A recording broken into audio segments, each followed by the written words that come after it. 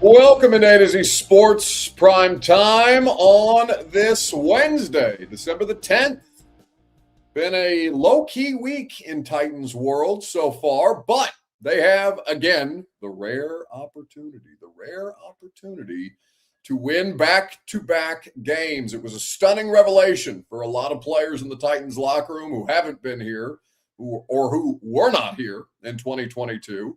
That the Tennessee Titans as an organization have not won back-to-back games since November 22nd, 2022, against the Denver Broncos at home and the Green Bay Packers on the road. The infamous Todd Downing DUI game is what we date back to, and this opportunity is something for them that they desperately need. Now, the question becomes for Titans fans, do you actually want them to win? You got the win that I think they needed, but now any other winning would be ancillary. It would be just kind of building upon a situation where you think, okay, is this football team better than they have been, or actually better, actually improved than the unit that was trotting out there for the first, we'll call it 13 weeks or 12 games of the regular season, because of course they had a week 10 bye. Do you want them to continue winning? Because they are very much hell-bent on trying to get another win, and I imagine that there would be some level of split on that amongst fans, where you're currently slated to pick third overall in the draft.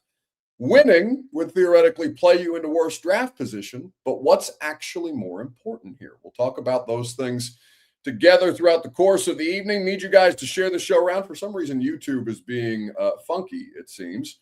So if you're hanging out with us on YouTube, please do share the broadcast around like the video. If you are inclined to do so, subscribe to the channel while you're there, and we will see more of you guys trickle on in here. Perhaps we will be able to figure out the YouTube issue throughout the course of the show, and we will dive into this conversation together. I was in the locker room today, obviously, as is the custom. Talked to Cam Ward, talked to Jeff Simmons, Gunnar Helm. Who else did I talk to?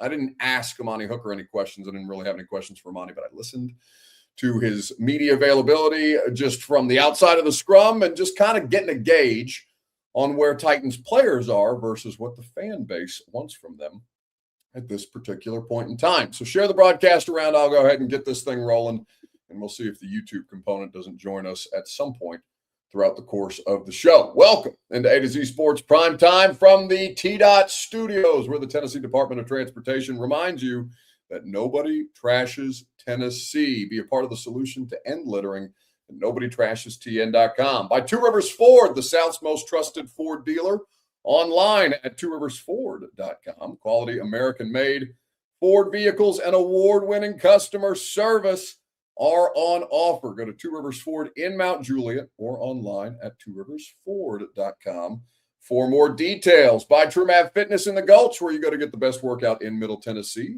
TrueMav Fitness is there to help you throughout the course of that process. And Simon Says Nashville, the premier men's clothing spot in Nashville. Now, theoretically, if you are a woman and you like men's clothing, specifically flannels, they have many, many flannels that you will delight in. Also, all manner of different hoodies and different options. They also have more formal wear. Simon Says Nashville will get you dressed for success. Go check them out in Wedgwood, Houston today, or online at simonsaysnashville.com for more details. So the Tennessee Titans are out to prove a point. But how much do Titans fans actually want them to prove that point? It's going to be an interesting dynamic to see how this situation plays out on Sunday. Now, they are double-digit underdogs on the road against a Niners team that is just beat to shit at this point in time. But they're fighting for their playoff lives, and they're fighting for their divisional lives, so they need to get this win. The Titans, however, are looking to prove that not only can they hang with a team like the Browns, who's about where they're at right now in terms of the level of competency, but that they can also be the kind of team that should be given a chance on any given Sunday. For the first 13 weeks of the NFL regular season, I mean, maybe that's not fair. The Chargers, the Texans, the Seahawks games, they hung tough in, and they did cover. They got their asses kicked by Jacksonville, and that's all well and good.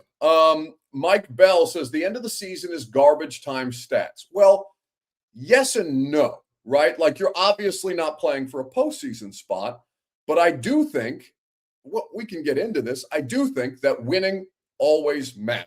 Winning, maybe not to fans. And again, I'm not asking for you guys to go along with the idea of, well, no, I would prefer them win every game the rest of the way out at this point in time.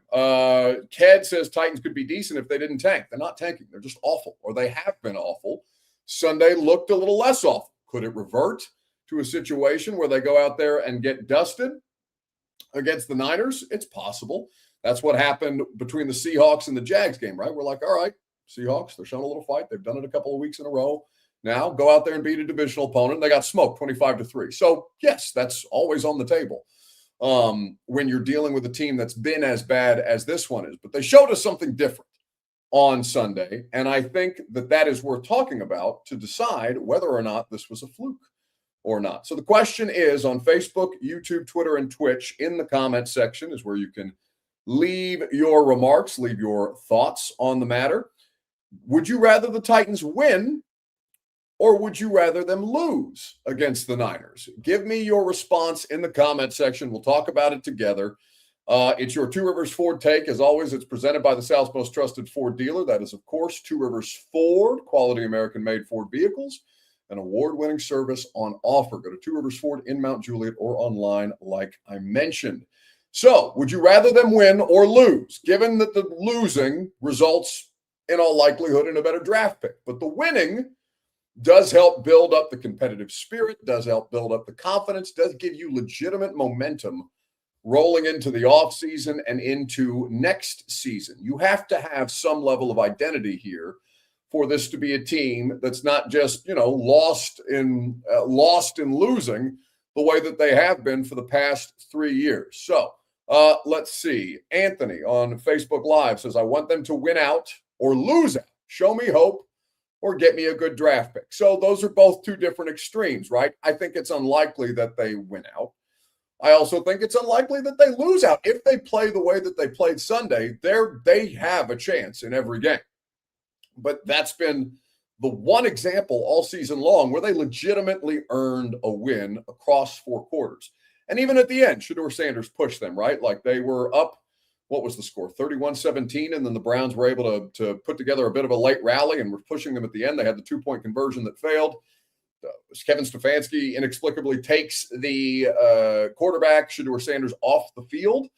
But I get why, if you're going to win, keep winning. If you're going to lose, well, yeah, at this point, just give me the draft pick. I understand both perspectives at this point in time. Let's see. For Ked, he wants them to win. Euler Hellbelly, not Hillbilly, but Hellbelly says win. This young squad needs this. Max Augsburg says win. This franchise is starving for hope. A top 10 pick is guaranteed. No, I mean, if you were to win 4 games, a top 10 pick is not guaranteed. If you were to go to San Francisco, home for Kansas City and New Orleans, who obviously has a bad record this year too and would be vying for a top draft pick. I mean, you got to think about how many. I'll pull up Tankathon real quick, but there's a shit ton of teams that have 2 or 3 wins so far in the season, which maybe that's not surprising to you. I think it's as surprising this year as it was last year that there's so many bad teams. But think about this. The top 10 of the draft order right now is Giants, Raiders, Titans, Browns, Saints, Commanders, Jets, Arizona, Atlanta, which is really the Rams, and that's jacked up that the Rams have the Falcons' 9th overall pick in the draft right now because of that James Pierce trade this past draft. And then Cincinnati rounds out the top 10. So that's what the top 10 looks like. If you were to win, I mean, that would put you at 6-11. 6-win teams right now, Miami, Baltimore, Kansas City, and Dallas, they're all picking 12 through 15. So a top 10 pick is not guaranteed here. And that's kind of the win, the cost benefit analysis that you have to do at this point in time. Nothing is guaranteed in the NFL. We know this, but you are certainly not guaranteed a top 10 pick. If you were to win out, again, the likelihood of that, we understand, not quite so. I will tell you how I feel about this situation. Then I'll let you hear from Jeff Simmons here in just a second. right after I remind you that the Primetime program is made possible by TDOT, where the Tennessee Department of Transportation reminds you that nobody trashes Tennessee. Be a part of the solution to end littering at nobodytrashestn.com. Let's hear from Jeff Simmons on playing the Niners and what kind of challenge they face, and then I'll tell you how I feel about the situation. Running back, everything starts with 22. 22, I think is the number. McCaffrey, he's a hell of a player. Everything from, he leads their team in receiving and rushing yards. So, that team has ran through him. They work really well up front with their doubles, and they try to attack the 3 technique. My game, I play 3 technique for this team, so they want to attack the 3 technique. So the way we play up front, that's going to dictate the way this game goes, especially on the defensive side. We got to be ready to be able to stop the run. It's a run-first team, which, like I said, if they can get the run game going, everything they'll just marry off of it. So that's what they do really well. Especially once they can get their run game going. Brock Purdy, he gonna do what he need to do to get them, rolling when they need him. But this is a run first team, and we have to do a good job of stopping the run this week. So that's Jeff Simmons talking about the Niners, and of course McCaffrey is, I think he may be over 1,000 rushing and receiving already this season. He has been their lead receiver because they've been without Brandon Ayuk, they've been without Pearsall at times. Jawan Jennings has played in more games than not, but again, they really don't. They traded away Deebo Samuel this offseason. We understand that the Niners are as capable and as versatile an offense as the Titans may see all year, and they're doing it without a lot of pieces and parts. George Kittle, maybe he's a little longer in the tooth, but still good enough to get it done at the end of the day. My perspective is I would like to see them win every game. I genuinely believe that. I'm not going to say that I don't care at all about draft position, but I am somebody who is never going to talk about the draft at the expense of winning football games. I always, at my core, will believe, and if it ever comes a time when I change my position on that, you guys can check me on it, and you can say on December the 10th, Wednesday, 2025, you told us this. And if I say something different, then I hope you'll remind me. But I am somebody at my core who believes that the Titans, that everything should be prioritized, or winning should be prioritized over everything. Everything, within the bounds of legality. Sharon Moore, not prioritizing or prioritizing some things over winning right now, and trying still to evade, or at least I think he's been taken into custody by police in Ann Arbor, which is kind of a crazy story, and I'm sure we'll touch on that at the end of the show. But winning should always be the most important thing, no matter what. So if you asked me, what would you like to see the Titans do the rest of the season? I'd say win out. Show me that you're not a fluke.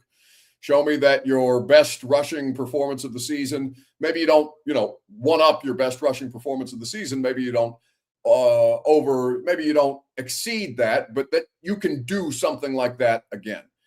Go out there and show me that you can play better football, frankly, because Cam Ward was not good. He wasn't bad, but he wasn't good against the Browns, and I'd like to see them have a complete game that he plays well in. I think Cam Ward feels similarly based on the way that he kind of reacted to the win. That's been much discovered and much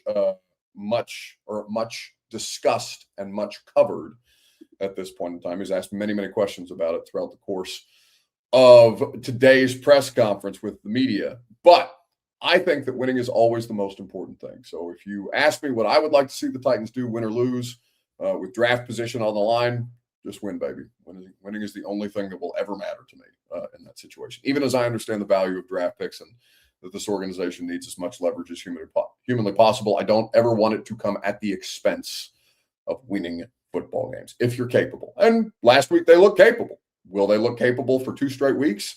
It's been a long time since they've done that, but we'll find out on Sunday in San Francisco. By the way, we will not have a primetime show that night because it is a 3:25 local kick, and I will be red-eyeing back from San Francisco that night. So we will do primetime tonight and tomorrow, but there will be no Sunday primetime. They will have a post-game show on A to Z while I journey back from the Great West. Okay, so beyond that, how many Titans do you think are going to make the Pro Bowl this year? Because the Pro Bowl voting is out, and it comes out with weekly updates at this point in time. And I was surprised by some of the names that I saw in there, in particular, some of the names that I saw over some other players that I think are more deserving.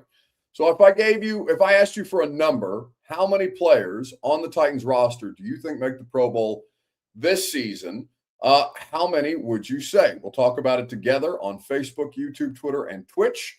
In the comment section, you can give me a number, however many you think, and we will work through those things together right after I remind you that the Primetime program is made possible by the wonderful folks at Simon Says Nashville, where you go to get the best men's clothing anywhere, frankly, but certainly here in Middle Tennessee. They will dress you for success. You will feel better. You will look better, and you will do so at a cost-effective price, 40% off at Simon Says Nashville. They're running all manner of great sales, and all of their inventory is this kind of stuff that you're going to love. I promise you, simonsaysnashville.com for more information on the premier men's clothing spot in Nashville. I already played you that Jeff Simmons clip, but I think Jeff deserves to be in the Pro Bowl at this point in time. Max says Simmons, Gray, and DK. Nobody knows who Cedric Gray is anywhere outside of Nashville, Tennessee. Oh, maybe in Chapel Hill, North Carolina. But Cedric Gray is not. He's having a good season, to his credit. I don't want to say that he's not playing well enough to be considered for a Pro Bowl nomination, but he is not a name brand player by any stretch of the imagination. Now, as you look at the position groups so far, there are a handful of Titans that appear in the voting. Some of these are questionable. One is Kevin Zeitler. Kevin Zeitler deserves to be nowhere near the Pro Bowl voting. Peter Skoronski should be in there. He is not receiving votes, or he's not in the top 10 of players receiving votes right now. At guard, Joe Thuney, or Tooney, I can't remember how the correct pronunciation, Quentin Nelson, Jonah Jackson, Gray Zabel, Trey Smith, Joel Bitonio, Quinn Meinertz of the Broncos, Aaron Banks of the Packers, and then Kevin Zeitler comes in at ninth. Kevin Zeitler is purely a career achievement award at this point in time. There's only so many guards that you can name, and Kevin Zeitler is a more famous guard, certainly not for his career in Tennessee. He's been objectively bad here. Then, as you get to the defensive tackles, that's where you find Jeff Simmons. Now, Jeffrey is third. Byron Murphy and Zach Allen are both ahead of Jeff in the Pro Bowl voting right now at defensive tackle. That would make Jeff the second most voted defensive tackle in the AFC, because Byron Murphy plays for the Seahawks, if you were not aware. Jeffrey Simmons, I would assume, we'll see how far the Broncos make it in the playoffs. If Zach Allen isn't in the Super Bowl, I assume he goes. I would assume they would have multiple defensive tackles from the AFC and the NFC. So Jeffrey Simmons is a pretty good lock for the Pro Bowl. And then you get down to the return specialists, and you have Chimere Dike, who's the second player, second return specialist receiving votes here. Kevontae Turpin with the Dallas Cowboys, who is the best return man in pro football right now. Then Chimere Dike, who's having an excellent season. Devin Duvernay with the Bears, Miles Price with the Vikings, and Charlie Jones of the Bengals, all receiving votes in the top five. We'll see what happens with DK. I would expect him to be there on behalf of the AFC. The player that I almost, speaking of career achievement, the player that I just assumed is going to be in there every year is Morgan Cox. Morgan Cox has been awesome again this season. He's not in the Pro Bowl voting this year. I don't know if it's just because he plays on a team that nobody watches, so his brand equity from his many, many years with the Ravens appears to have faded. But right now, there are 3 Titans receiving Pro Bowl votes, and I would imagine that only 2 of them, if Kevin Zeitler makes it to the Pro Bowl, it's just because people opted out at this point in time. Mike Bell says of Peter Skoronski, people don't know Skoronski. Yeah, it's the same thing as Cedric Gray.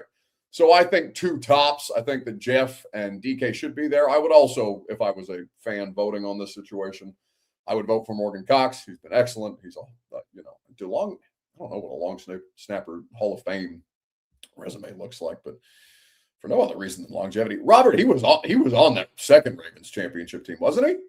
Yeah, he's a Super Bowl champion, Morgan Cox, with Baltimore in 2012.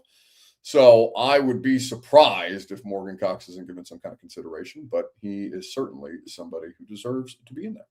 All right, rising and falling. We'll wrap things up with who stock rose, who stock fell this evening, right after I remind you that your stock will only rise when you go to TrueMath Fitness in the Gulch. TrueManFitness.com is where you go for your first workout free, and you will love the workouts. That's why your first workout is free, because they will guarantee that you will love the experience, that you will be hooked on their great programming, because no workout is ever recycled or repeated at TrueManFitness.com. All right. Whose stock rose? Whose stock fell this week in sports? I mean, the answer for stock down is just simply Sharon Moore. This story is crazy. So the latest reporting, and I'm just going to take the most recent updates as of 38 minutes ago. Sharon Moore got fired by Michigan today. He's the Michigan head football coach. He was the Michigan head football coach. And apparently they've been investigating him. It's ironic that the investigation comes to a conclusion after National Signing Day, but, you can debate the merits of that. Quote, he is being investigated and fired for cause because he engaged in an inappropriate relationship with a staff member. The reporting goes on to say that further specifics of that relationship or when the investigation actually started are unknown. And Michigan put out a statement. Head football coach Sharon Moore has been terminated with cause effective immediately. Following a university investigation, credible evidence was found that Coach Moore engaged in an inappropriate relationship with a staff member. This conduct constitutes a clear violation of university policy, and maintains zero tolerance for such behavior. So that's the end of the statement. Now, Dan Wetzel at ESPN reported that Sharon Moore was then detained by police in a city called Saline, Michigan. I'm not sure how to pronounce it, but it's just south of Ann Arbor. Earlier tonight, he was turned over to police in Pittsfield Township for an investigation into potential charges. According to Tony Paul at the Detroit News, there was an incident Wednesday, quote, that required police attention. It is unclear what the incident was or what charges Moore may be facing should he officially be arrested. So he's not been arrested officially, but he has been detained. So those are two different things. Biff Poggi is apparently the team's interim coach. Again, after Sharon Moore was suspended, he's only 39, which is kind of crazy. That he's it's wild to think about a college football head coach only being, what am I? Am I 32? I'm 32 right now. Yeah, so it's 7 years older than me, coaching the Michigan Wolverines. Well, was coaching the Michigan Wolverines. It's just so stupid to get fired for something like this. Like, just hook up with somebody. And I don't know if he's married. He may have an affair situation going on here, and that's obviously never something that you want to get tangled up. But in your workplace, just find somebody else to hook up with. Like, you're the coach of Michigan. You could go anywhere else and get some strange or something like that. Like, I just don't know why it has to be an inter-office relationship unless you just, I mean, even still, like, if it violates the policy and you're the head coach of the Michigan Wolverines, and you probably shouldn't be the head coach of the Michigan Wolverines anyway, maybe just go find somebody else to hook up with. You know what I'm saying? It's stock down in a big way. Falling is Sharon Moore. He has fallen, and we will await additional details on the detention situation and the relationship situation, because I assume more information is forthcoming. Radio show tomorrow, we will have Nate Washington. We will talk to Nate Washington about the Titans and stacking wins and the difficulties of making that West Coast road trip at this point in the season. The difficulties of playing San Francisco in particular. That defense is effective, even if they're not working with all their pieces and parts. So we'll look forward to having Nate. Maybe we'll even have Fitzy. I'll see what Fitzy's schedule is. We had to reschedule him for Tuesday and see if Jason Fitz can't pop on the show and talk about some of the other things that the Titans can accomplish and this just insane Michigan story. In fact, I should probably try and get Lawan on. I was texting him earlier about this. Obviously, Lawan went to Michigan. I'll see if Taylor's available. He may have busting obligations tomorrow, but I'd rather hear from Taylor on the Michigan situation than just about anybody else, if for no other reason than to point and laugh at him, which I very much enjoy. So have a great rest of your evening, and we will talk to you tomorrow morning at 10 a.m. on 104.5 The Zone. He's a hoe, and I want that known.